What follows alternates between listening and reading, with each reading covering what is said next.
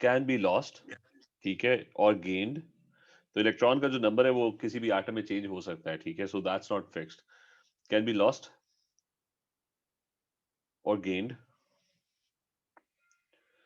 और दूसरी चीज है कि न्यूट्रॉन्स, नंबर ऑफ न्यूट्रॉन्स जो है ना कैन ऑल्सो चेंज, और न्यूट्रॉन चेंज होने से ना कोई फर्क नहीं पड़ता, ठीक है, न्यूट्रॉन हैज नो चार्ज,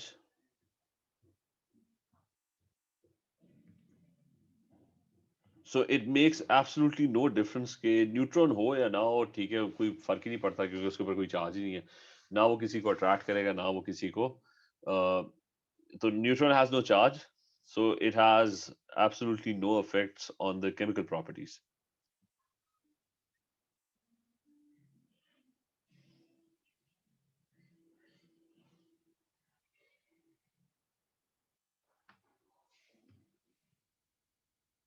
ठीक है, absolutely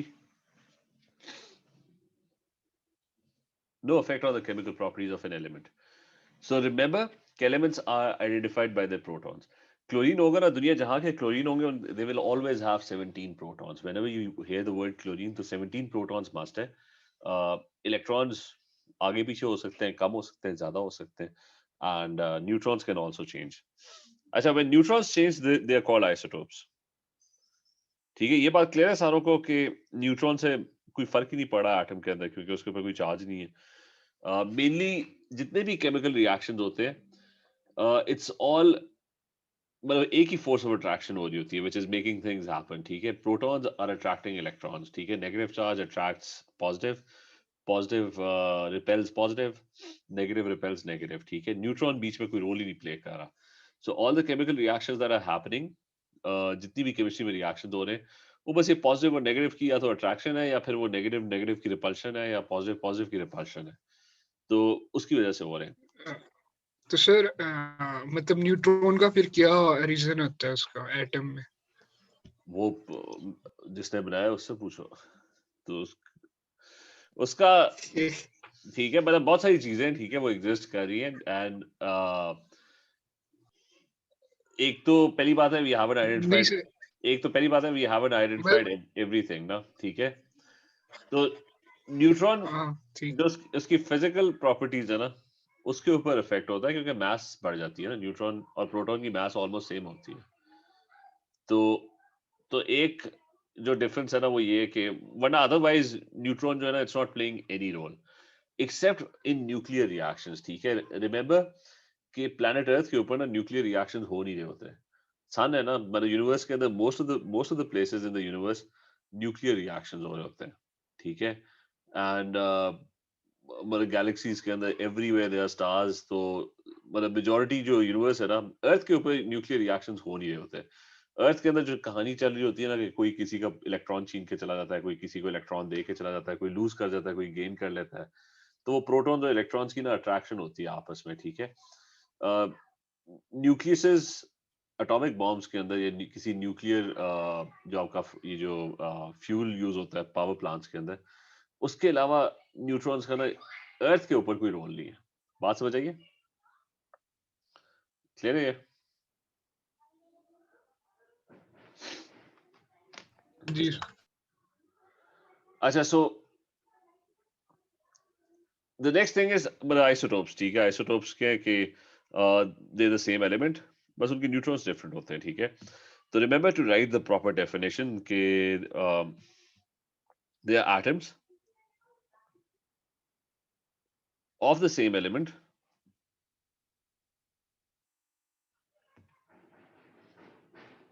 as atoms of the same element which have the same proton numbers, ठीक है, remember हर element का proton number same होगा, atoms of the same element having the same proton number,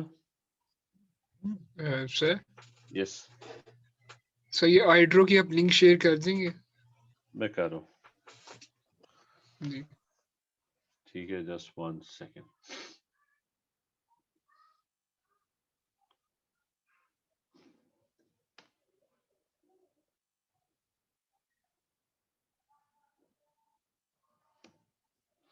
ठीक है, ये मैंने कर दिया शेयर। अच्छा, atoms of the same element having the same ये हैविंग के स्पेलिंग लिख लूं सही।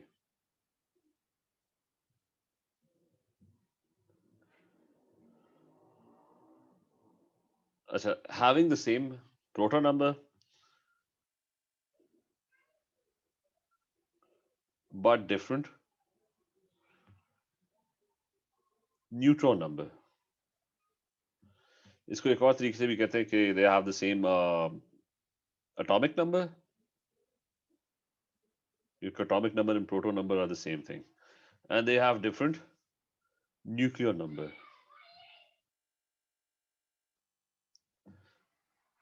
ठीक है, ये इसकी डेफिनेशन है कि बस एटम्स हैं दोनों, सब कुछ सेम है, बस न्यूट्रॉन्स डिफरेंट है।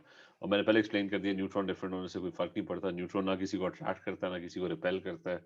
तो अर्थ के ऊपर जितने भी रिएक्शंस हो रहे हैं, they are all because of the repulsion और attraction of positive and negative charges, जो कि प्रोटॉन और इलेक्ट्रॉन्स में होते हैं, न्यूट्रॉन में नहीं होते।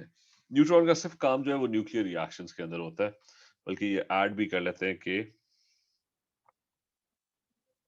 अच्छा कि nuclear reactions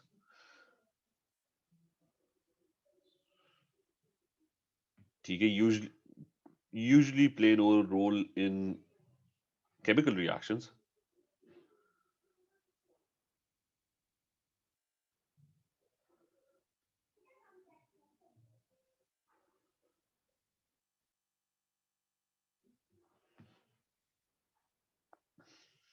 but are involved in nuclear reactions।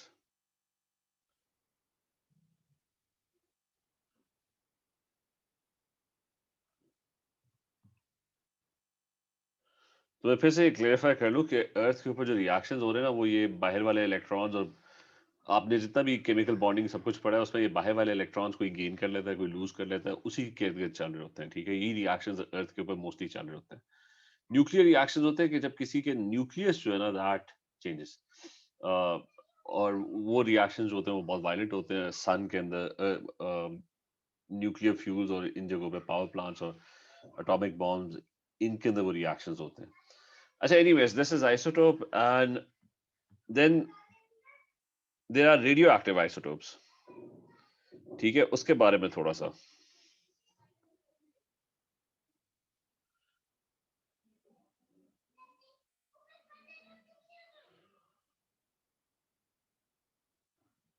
अच्छा, रेडियो एक्टिव आइसोटोप्स में कि व्हाट इज रेडियो एक्टिविटी, और मसला क्या है इसके अंदर ना कि हाउ डू यू गेट, तो बिग एटम्स होते हैं, whenever you have very big atoms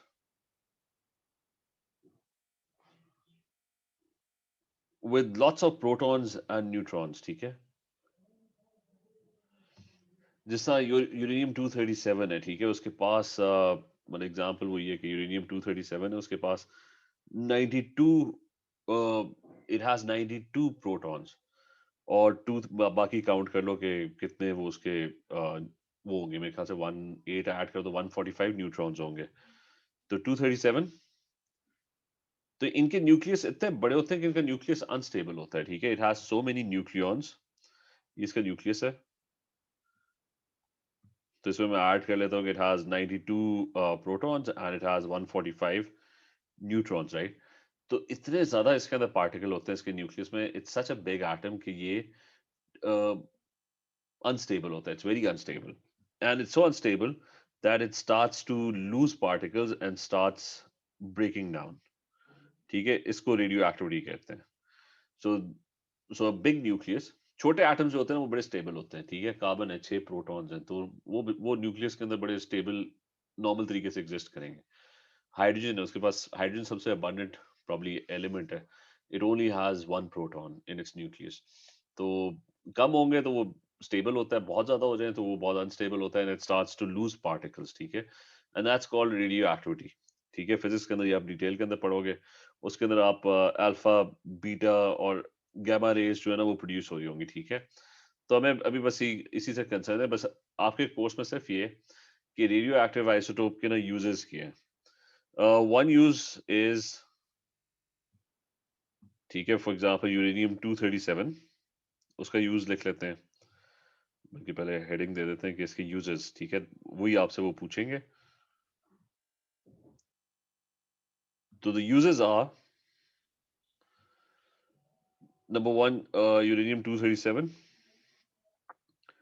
और उस खाली यूरेनियम 237 नहीं, पोलोनियम, प्लूटोनियम और भी बड़ी चीजें हैं, ठीक है, etcetera are used as nuclear fuels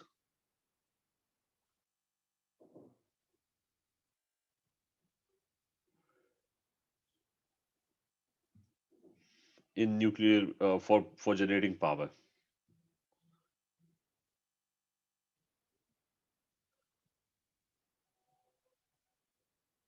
अच्छा, इसका फायदा ये है कि बहुत ही क्लीन सोर्स ऑफ एनर्जी है.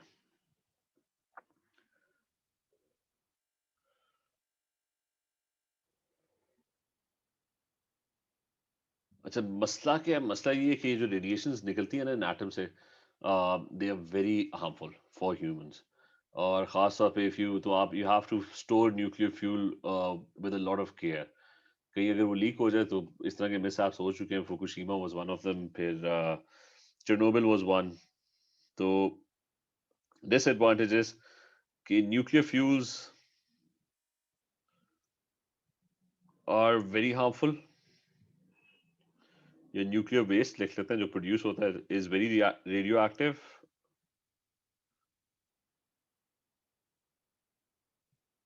And harmful.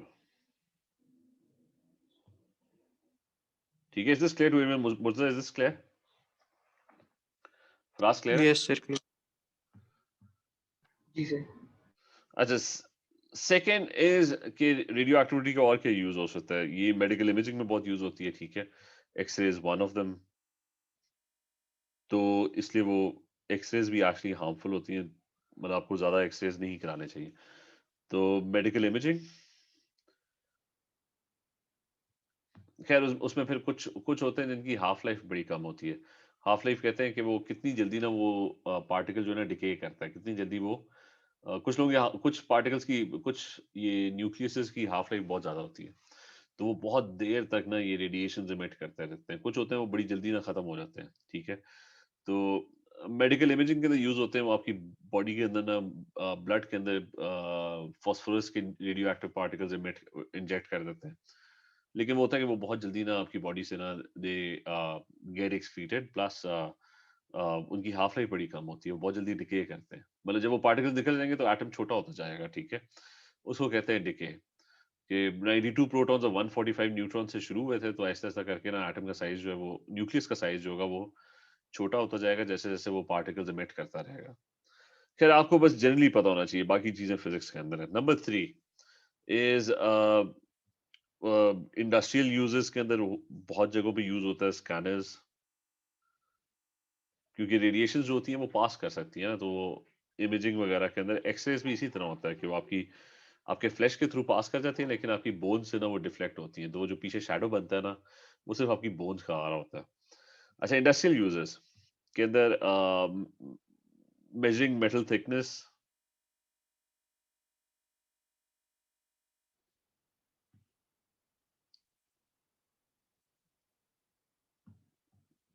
बस एक ही रख लेते हैं, दैट्स इनफ. तो दिस इज अबाउट आइसोटोप्स. दो तीन यूजेस पता होने चाहिए, प्लस आइसोटोप की डेफिनेशन पता होनी चाहिए, प्लस ये पता होना चाहिए कि एटम जो होता है ना वो आइडेंटिफाई होता है अपने प्रोटॉन से. न्यूट्रॉन ज्यादा हो कम हो उसकी केमिकल प्रॉपर्टीज पे it's not going to affect है, ठीक है. चले अगले पार्ट में चलते हैं कि how is the pure table arranged.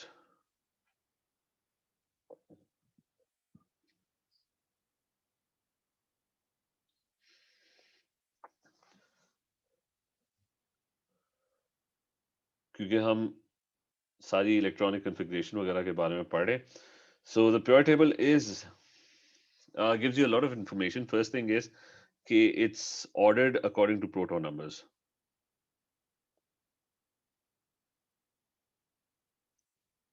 According to proton numbers. इधर मैं खोल भी लूँ साथ ही EQA का ही.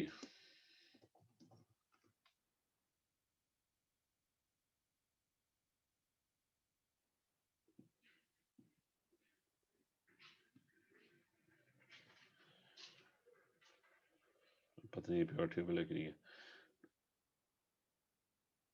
ठीक है।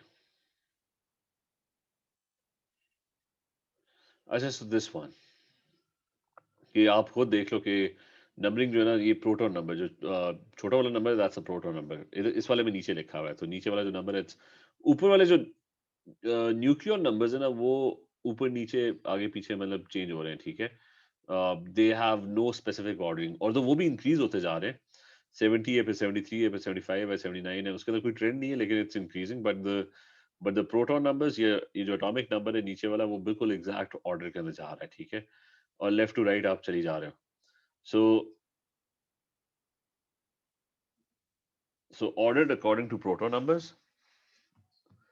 Secondly is कि rows जो है ना, of the pure table, they give you information about किसी को पता है क्या information देते हैं? I mean, they're called periods, but what information do they provide? Anyone? ये सारे elements एक period में क्यों हैं? पोटेशियम, कैल्शियम वगैरह से लेके क्रिप्टॉन तक। Why are they in the same उनकी period? रिएक्टिविटी की वजह से। नहीं, reactivity नहीं। कोई और suggestion? तो इसका बता दो। सर प्रॉपर्टी सेम होती है। हाइड्रोजन और हीलियम एक पीरियड में एक रो में क्यों है? नहीं, उसका उससे इलेक्ट्रॉनिक कॉन्फ़िगरेशन से ताल्लुक है कि the reason they are in the same row is कि they have the same number of shells. ठीक है, सेम नंबर ऑफ शेल्स। और एक्चुअली जो पीरियड का नंबर है ना, दैट्स शेल नंबर। वो बताता है कि कितने शेल्स हैं। तो period number is your shell number. इसके अंदर हमने एक वो चीज ही मिस कर दी है जो मैंने पढ़ाना था, बड़े एटम्स का इलेक्ट्रॉनिक कॉन्फ़िगरेशन, ठीक है। रिमाइंड मी लेटर, वो मैं पढ़ा दूंगा। अभी तो ये स्टार्ट कर लिए। छोटे एटम्स का तो हमने 288 करके किया था। अच्छा, एनीवे, सो एक ही रो के अंदर है, उसका मतलब शेल सेम है। फॉर एग्जांपल, अगर यहाँ पे क्लोरीन है 17 है ना, तो क्लोरीन 17 का क्या मतलब है कि इलेक्ट्रॉनिक कॉन्फ़िगरेशन इसकी क्या होगी 17 इलेक्ट्रॉन्स की? It's going to be 287, right? 28 और 7 और सोडियम, तो दोनों को मैं इधर मैं लिख देता हूँ कि दोनों के दोनों ना, एग्जांपल ये कि they both in period 3। Period 3 का मतलब है कि थर्ड रो में थे ना। Remember, this top one is the first row, ये पहली रो है। फिर ये सेकेंड रो है, और फिर ये आपके पास थर्ड रो आ रही है, ठीक है। तो तो ये थर्ड थर्ड रो के अंदर है क्लोरीन भी और सोडियम भी, व्हिच मींस कि अगर वो थर्ड रो में ना पीरियड 3 के अंदर है, तो उसका मतलब है दे विल हैव 3 शेल्स। और वो आप उनकी इलेक्ट्रॉनिक कॉन्फ़िगरेशन लिख के भी देख लो कि Na11 है, so that means कि first is 2, the second shell is going to have 8 electron and the third one is going to have 1 electron. इसी तरह अगर क्लोरीन का करोगे तो 17 है। 17 का मतलब है कि इसके 2 है, इसके 8 है, और फिर 7 है, ठीक है। So they have the same number of shells. Same is true for the first one. Hydrogen और हीलियम के अंदर भी एक इलेक्ट्रॉन, दो इलेक्ट्रॉन, तो एक ही शेल होगा। सेकेंड पीरियड में दो शेल्स होंगे। फ्लोरीन 9 इलेक्ट्रॉन्स है, तो it's going to be 2 and 7। Beryllium भी 4 इलेक्ट्रॉन्स है, तो it's going to be 2 and 2, ठीक है। तो दो शेल्स होंगे। तो आपके पास तो पहले तो ये चीज है, रोज पीरियड जो है वो बताते हैं कितने शेल्स हैं। अच्छा, फिर अगली जो इन्फॉर्मेशन है दैट इज के ग्रुप नंबर क्या बताता है? आखिरी शेल में कितने ठीक है, इलेक्ट्रॉन्स। तो group number simply tells you के नंबर ऑफ वैलेंस इलेक्ट्रॉन्स।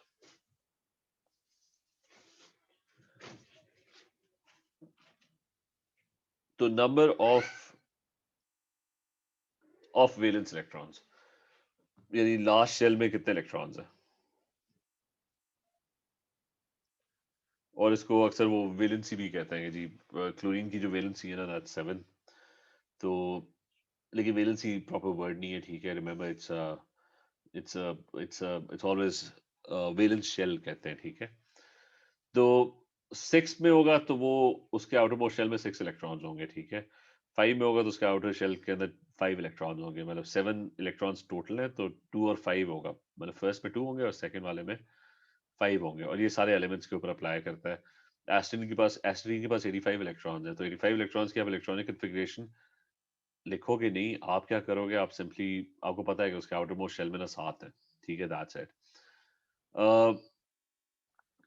अच्छा, बीच में ट्रांजिशन मेटल्स हैं, वो किसी उसमें नहीं होते, ग्रुप में नहीं होते, ठीक है, they not in any group. और उनका याद रखना कि उनका जो आउटर शेल है ना, that has a total of 2 electrons mostly, ठीक है। ये ग्रुप 2 से आप समझ लो कि उनकी ना इलेक्ट्रॉनिक कन्फिग्रेशन उससे मैच करती है। तो मैं यहाँ पे ट्रांजिशन मेटल्स का भी ऐड कर देता हूँ, ये ग्रुप नंबर हो गया। रिमेंबर अबाउट ट्रांजिशन मेटल्स,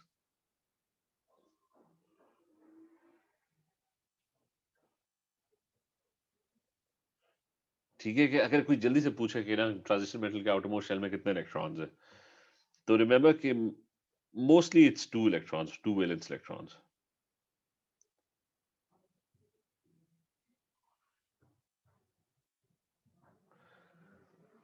अच्छा, सो this is about the periodic table. Okay, if you know the periodic table and the arrangement of the atoms in the periodic table, so you can figure out the electronic configuration, or you can have some idea of the electronic configuration without writing the electronic configuration. ठीक है, कोई भी आपसे पूछे कि ये gallium है तो इसकी इलेक्ट्रॉनिक कन्फिग्रेशन की आपको पता होना चाहिए। It will have 4 shells. Why 4 shells? क्योंकि it's first, second, third and fourth period में, and it will have a total of 3 valence electrons, तो क्योंकि वो ग्रुप 3 के अंदर है, तो ये सब आपको पता होना चाहिए। Is this clear? मास क्लियर है? फराज क्लियर है? Yes. अच्छा, अब नेक्स्ट जो चीज हम करेंगे दैट इज कि how to write electronic configuration of big atoms, ठीक है।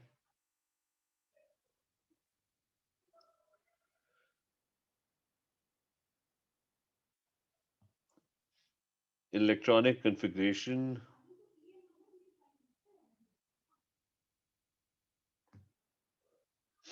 of big atoms. What that means is of big atoms मैं किसे कह रहा हूँ, that have proton numbers greater than 20 से ज्यादा प्रोटॉन हो, ठीक है, then I'm going to classify it as a big atom. तब आप ना उसको उस तरीके से नहीं लिखोगे जैसा पहले लिख रहे थे।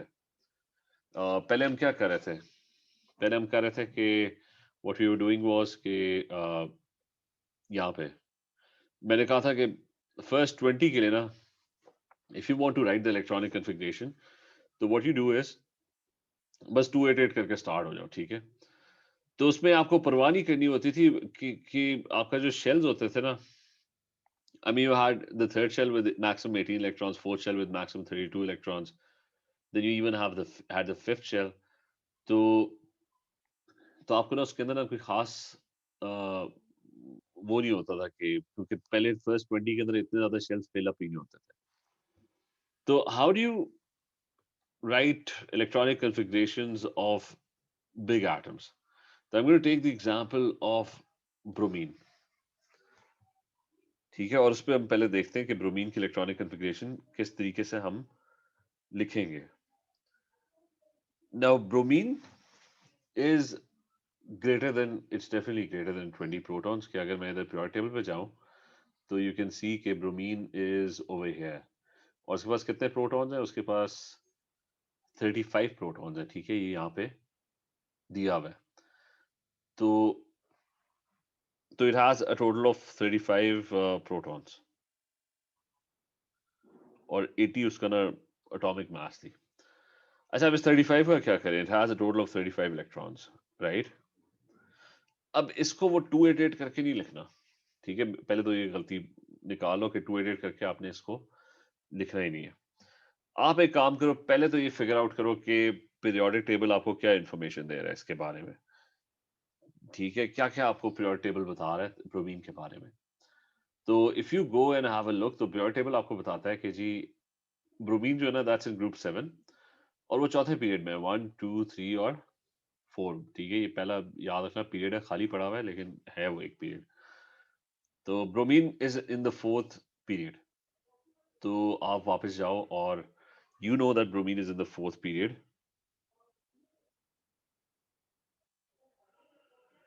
और and it's in group 7,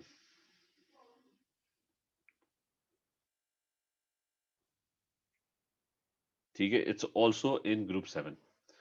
fourth period क्या इंफॉर्मेशन देता है कि it's going to have 4 shells. Group 7 की इंफॉर्मेशन देता है, ग्रुप 7 इंफॉर्मेशन देता है कि it's going to have 7 electrons in the last shell. ठीक है, मुद्दा क्लियर है, बाकियों को क्लियर है, मास क्लियर है, फराज अहमद? जी सर क्लियर है सर। अगर हम 288 करके भी लिखते तो क्या? नहीं, क्योंकि 288 करके लिख नहीं सकते ना, क्योंकि हमने शुरू में क्या पढ़ा था कि बिल्कुल स्टार्ट में हमने पढ़ा था कि जी थर्ड शेल में तो मैक्सिमम 18 आते हैं और फोर्थ शेल में तो मैक्सिमम 32 आते हैं। समझ आइए बात? जी मगर पहले भी तो हम अगर 3 शेल होते थे तो हम 288 करके लिखते थे। क्योंकि वो खत्म अभी ही हो तो जाता है, मतलब हम 20 पे पहुंच ही जाते थे कि थर्ड शेल पूरे होने की बारी नहीं आती थी। ठीक है, हाँ सही सही। तो वो इसलिए हम 288 करके, तो वो आसान काम था कि याद करने की जरूरत ही नहीं है, 288 कर लो बस, बात खत्म। अब ये है कि अब आपको ना वो ख्याल रखना है कि थर्ड शेल में ना 8 से ज्यादा इलेक्ट्रॉन्स आते हैं। ठीक है, अच्छा, तो अब ब्रोमीन की इलेक्ट्रॉनिक कॉन्फ़िगरेशन लिखनी है, and what you going to do is के कितने शेल्स हैं? 4। तो 4 को ना ड्रॉ कर लेते हैं। तो 4 शेल्स है ना, तो 1 2 3 और 4, right? Shell, first shell, second shell और इस तरह। अच्छा, और ये भी पता है कि आखिरी शेल में कितने आते हैं? 7 इलेक्ट्रॉन्स, राइट? वो क्योंकि उसने ग्रुप 7 के अंदर वो हमें पता है कि आखिरी में 7 होंगे। अब बाकियों के अंदर ना जो बाकी इलेक्ट्रॉन्स बचे हैं ना, वो फिल कर दो। और मैक्सिमम कितने आते हैं फर्स्ट शेल में? 2, दूसरे वाले में कितने आते हैं मैक्सिमम? 8, और तीसरे वाले में मैक्सिमम 8 कितने? 18 आते हैं, 18 मतलब मैक्सिमम आते हैं। लेकिन अब मैं ना वो जो बाकी इलेक्ट्रॉन्स बचे ना, 7 निकाल दो, पीछे कितने रह गए? 28, क्योंकि 7 तो मैंने डाल दी ना आखिरी में। ठीक है, क्योंकि मुझे पता था कि ग्रुप 7 जो है उसके आखिरी में 7 होते हैं। तो 7 निकालो, पीछे 28 इलेक्ट्रॉन्स, 28 इलेक्ट्रॉन्स इनमें जरा भरना शुरू करो। तो वो किस तरह भरे जाएंगे कि फर्स्ट में 2 होंगे, फिर 8 होंगे, तो कितने हो गए? 10। ठीक है, तो अब कितने होने चाहिए आगे? 18 18 पूरे होने चाहिए। ठीक है, 18 होंगे। जी क्लियर है, समझ आई बात? सर, अगर थर्ड शेल में 18 है तो फोर्थ शेल में 7 क्यों हुआ? लास्ट शेल में नहीं मैक्सिमम होते? नहीं, इलेक्ट्रॉन देखो, हमेशा इलेक्ट्रॉन जो होता है लास्ट शेल में क्यों मैक्सिमम होते हैं? हर एटम के लास्ट शेल में डिफरेंट नंबर ऑफ इलेक्ट्रॉन्स होते हैं। मुझे तो इलेक्ट्रॉन्स ये न्यूक्लियस से अट्रैक्ट हो रहे हैं ना, सबसे पहले कौन सी जगह फिलअप करेंगे? ये करीब वाली। हाँ जी। ठीक है, मतलब इलेक्ट्रॉन अगर अट्रैक्ट हो रहा है तो न्यूक्लियस जो है वो इलेक्ट्रॉन को खींच के अपने करीब रखेगा ना। तो हमेशा इलेक्ट्रॉन जो होते हैं वो पहले अंदर वाले शेल्स फिलअप हो रहे होते हैं और फिर वो बाहर वाला एंड में रह जाता है। वो तो इलेक्ट्रॉन्स ही खत्म हो गए ना। वो सर अगर हम 18 वाले बनाएंगे तो 3 3 करके बनाएंगे, 3 3 पेयर्स। नहीं, 2 2 पेयर्स। ठीक है, 3 3 का तो हिसाब ही नहीं बनता 18 के साथ। मतलब तुम कह रहे हो कि 6 टू, वो पेयर्स 2 2 ही होंगे। बनाने को नहीं कहेगा वो, ये भूल जाओ कि वो इसको ना ड्रॉ करने को कहेगा, क्योंकि वो इतने ज्यादा पेयर्स ड्रॉ करने पड़ेंगे कि वो टाइम ही लग जाएगा उसमें। वो कभी भी नहीं कहेंगे। एक और करते हैं एग्जाम्पल की, जर्मेनियम कर देते हैं। ठीक है, तो जर्मेनियम पता नहीं क्या है, एक सेकंड, जर्मेनियम है यहाँ पे, ये जर्मेनियम। तो इट्स इन ग्रुप 4। हाँ, ग्रुप 4 में, प्लस इट हैज 32 इलेक्ट्रॉन्स। तो और फोर्थ शेल में, सॉरी फोर्थ पीरियड में, तो पीरियड इसका 4 है और ग्रुप इसका वो भी 4 है। ठीक है, फोर्थ ग्रुप में और फोर्थ पीरियड में भी है। और उसके पास टोटल कितने इलेक्ट्रॉन्स पड़े हुए थे? 32 थे। ठीक है, जस्ट लेट मी, अच्छा लेट मी कंफर्म अगेन कि ये है ना 32 एंड 73। हाँ ठीक है, फोर्थ और फोर्थ पीरियड के अंदर भी है। तो इसकी इलेक्ट्रॉनिक कन्फिग्रेशन, पहला पीरियड नंबर बताता है कि जी इतने शेल्स हैं। ठीक है, इट हैज 4 शेल्स। तो 4 shells बना लो. So that's 1, 2, 3 और 4. और आखिरी वाले में कितने होने चाहिए? 4 इलेक्ट्रॉन्स, ठीक है, क्योंकि वो ग्रुप 4 में. और बाकी अब 4 निकाल दो तो पीछे रह गए 28. 2 8 18. नहीं, फिर से 2 8 18 ही आ रहा है. हाँ,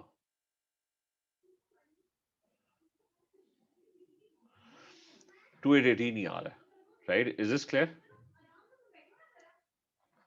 यस सर.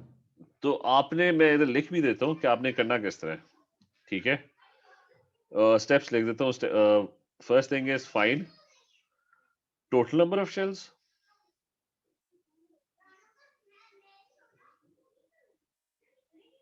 जो कि उसके पीरियड नंबर से पता लगेगा. Second, fill.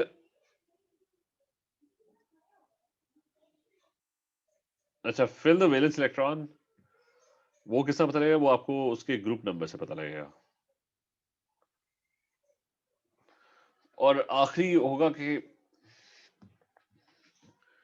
fill the rest of the shells starting from the lowest energy level.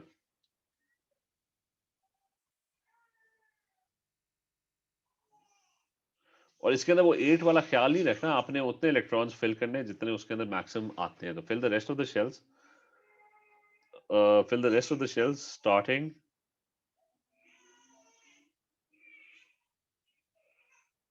with the lowest.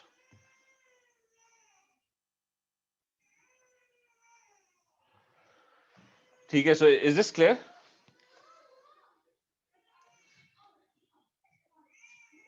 ये क्लियर है सारों को? जी सर. अच्छा, अब बाकी है कि अच्छा, बाकी मेन चीज़ तो हमने कर ली एटॉमिक स्ट्रक्चर में, ठीक है, हमने वो भी कर लिया. तो हम थोड़ा से वो क्वेश्चंस ट्राई कर सकते हैं. Just a second. और क्वेश्चंस यूजुअली इतने कोई कॉम्प्लिकेटेड तो होंगे नहीं. इसके क्वेश्चंस बहुत आसान होंगे. कभी कभार कुछ काफ़ी बड़े क्वेश्चंस आ जाते हैं और वो उतने ही आसान होते हैं फिर. तो वो इजी मार्क्स होते हैं यूजुअली. अच्छा, सो एक सेकेंड में ये अपने लेवल्स की क्या है ये. अच्छा, एटॉमिक स्ट्रक्चर.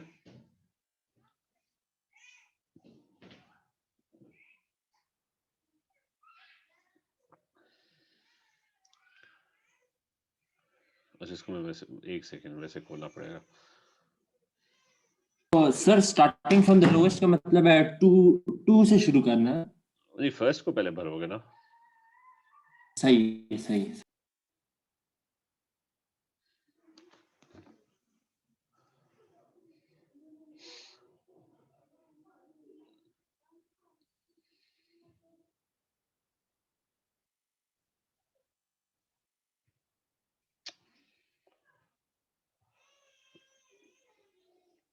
एक सेकेंड, मैंने कहीं डाउनलोड तो की थी. डाउनलोड्स में ना, वेट 1 सेकेंड.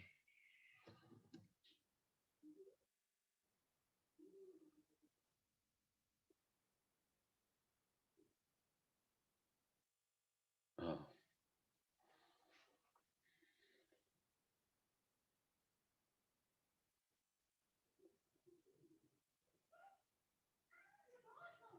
चलिए ये वाली. अच्छा, दिस वन.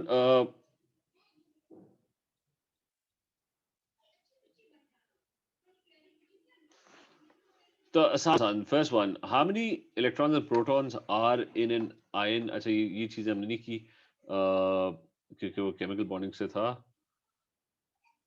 चलो ये कर लो. In which option do the 3 particles each have the same number of electrons. ये चलो मुझे बताओ. कैलकुलेट करो. प्योर टेबल खोलो जल्दी से. टैब के अंदर कहीं प्योर टेबल या AQA प्योर टेबल लिख लो तो वो फौरन आ जाता है.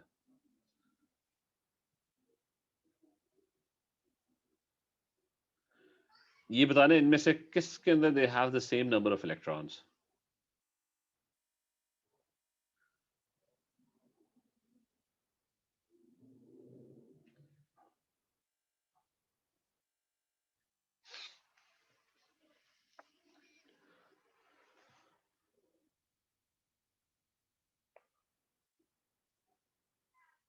मैं खाली उस पे कोई एक मुझे बता दे। फराज कर रहे हो आप? सर नहीं, एक सेकंड। Yeah.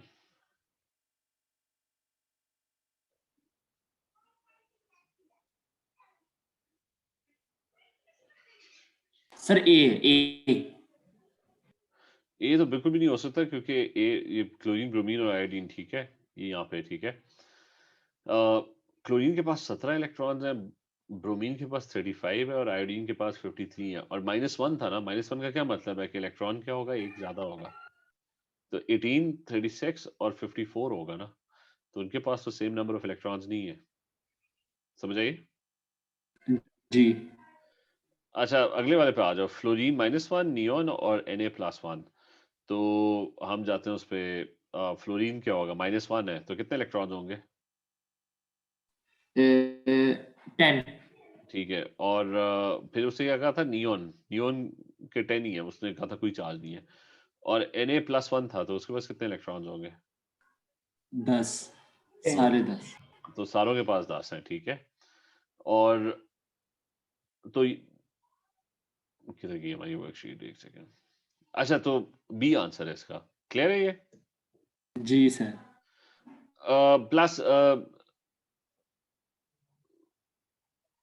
इसके लिए ना एक और वर्ड यूज होता है which is called iso electronic, ठीक है, जो कि वैसे तो पता होने की जरूरत नहीं है, लेकिन अगर आयंस या एटम्स जो होते हैं ना उनके पास सेम नंबर ऑफ इलेक्ट्रॉन्स होते हैं ना, तो दे कॉल्ड आइसो इलेक्ट्रॉनिक। अच्छा, नेक्स्ट वन।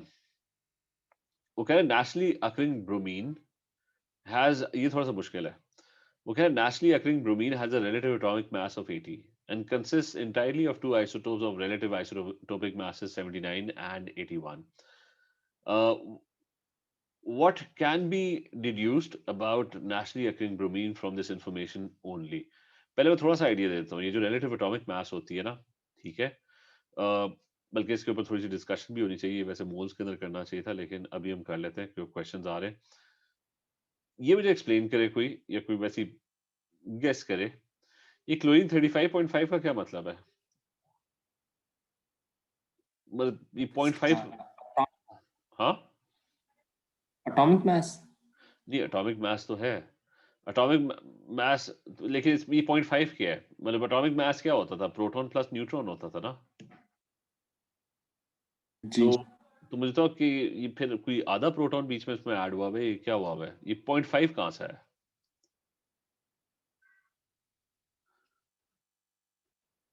उसका मैं जल्दी से थोड़ा सा आइडिया दे दूं, रनिंग आउट ऑफ टाइम, कि